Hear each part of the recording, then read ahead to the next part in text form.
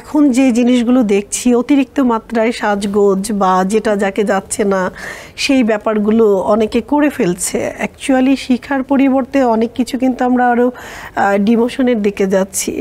তা আমার মনে হয় যে নিজের এইজের সাথে ম্যাচ করে, তারপর সিচুয়েশনের সাথে ম্যাচ করে যেই ওয়ারিংটা আমি চুজ করছি সেটাই মনে হয় পারফেক্ট। সেটাকে আমি মনে করি ফ্যাশন।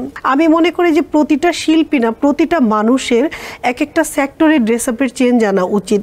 সেটা তার মতো করে সে কি করছে। ড্রেস আপে খুব শালীন চলাফেরা করি, আবার সুইমিং পুলে যখন নামছি আমি, তখন যদি আমি জিন্স প্যান্ট পরে নামি, আমাকে সেভ করতে কিন্তু তুমি যাবে না ডুবে গেলে। আপনি জামা পরে তো সুইম করতে পারবেন না, আবার সুইমিং কস্টিউমও যায় না বাংলাদেশের সাথে। সেক্ষেত্রে সেখানে আমাকে যেটা পড়তে হবে আমি পড়ছি, ওইটা নিয়ে গসিপিং হলে ডাজেন্ট ম্যাটার। 2-3টা কেন ট্রাই দেওয়া হয়? এটা অনেকের কি বলে হ্যাবিট থাকে না। আমার ছোটবেলা থেকেই আমি শাওয়ার নেওয়ার পরেও দেখা যায় যে 2-3টা ড্রেস আমি মানে ঘরে কোনটা পরবো এটাও আমার ইনডিসিশনে ভুগি। অনেক এনার্জেটিক আপনি, আরেকটা পড়ছি। আজকেও আসার সময় ভাবছিলাম এটা ভালো লাগবে। এটা অনেকেই করে আমার মনে হয়। প্রতিদিনই আমাকে ভালো লাগতেই হবে এই একটা ফ্যাক্ট সবসময় মাথায় কাজ করে। না, এটা তো প্রতিটা মানুষ চায়, আর যারা আমরা মিডিয়াতে আছি তারা তো ডেফিনেটলি চাওয়াটাই উচিত।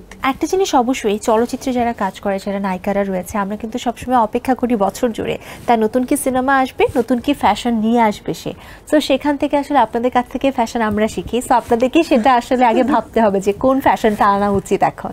এখন যে জিনিসগুলো দেখছি অতিরিক্ত মাত্রায় সাজগোজ বা যেটা যাকে যাচ্ছে না সেই ব্যাপারগুলো অনেকে করে ফেলছে। অ্যাকচুয়ালি শিখার পরিবর্তে অনেক কিছু কিন্তু আমরা আরও ডিমোশনের দিকে যাচ্ছি। তা আমার মনে হয় যে নিজের এইজের সাথে ম্যাচ করে, তারপর সিচুয়েশনের সাথে ম্যাচ করে যেই ওয়ারিংটা আমি চুজ করছি সেটাই মনে হয় পারফেক্ট। সেটাকে আমি মনে করি ফ্যাশন।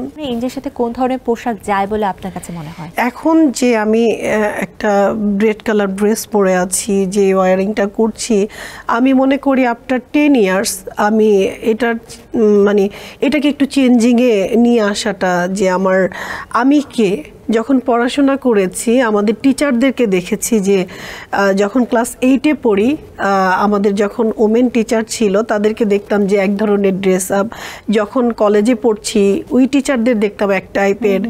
যখন আবার আমি গ্র্যাজুয়েশন করছি, তো ওই যে আমি মনে করি যে যারা লার্নেড পারসন তারা যে টাইপের ড্রেস আপগুলো করে, এটা অনেকে মেনটেন করে কিনা জানি না, আমার কাছে ওটা ভালো লাগে। কিন্তু যেহেতু ফিল্মের আর্টিস্ট, সেই ক্ষেত্রে দেখা যায় যে কিছুটা কালারফুল, তারপর নিজের অনিচ্ছা সত্ত্বেও পড়তে হয়, কারণ একটা কম্পিটিশনের ব্যাপার থাকে এখানে। এই যে তুমি রেড পরে এসছো, এখানে দেখা গেল যে আমি একটা কটনের একটা শাড়ি বা একটা কালার পরে আসলাম, তখন কিন্তু তোমার সাথে আমার অ্যাডজাস্ট হতো না।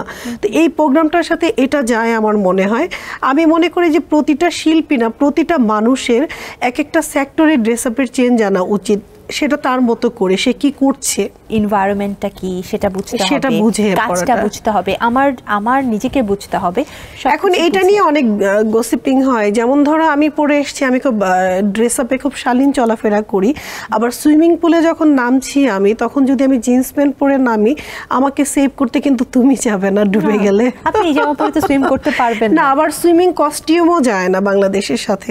সেক্ষেত্রে সেখানে আমাকে যেটা পড়তে হবে আমি পড়ছি, ওইটা নিয়ে গসিপিং হলে ডাজেন্ট ম্যাটার।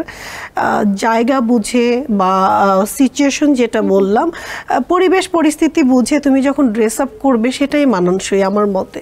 পৃথিবী এখন গ্লোবালাইজড। এই গ্লোবালাইজড তোমরা যেটা করছো সেটা হচ্ছে ফ্যাশন, সেটা হচ্ছে মডার্নাইজেশন। ওটা থেকে আমাদের শেখার আছে, আবার আমাদের থেকে তোমাদের শেখা আছে। মিক্সড করে চলাফেরাটাই বেটার।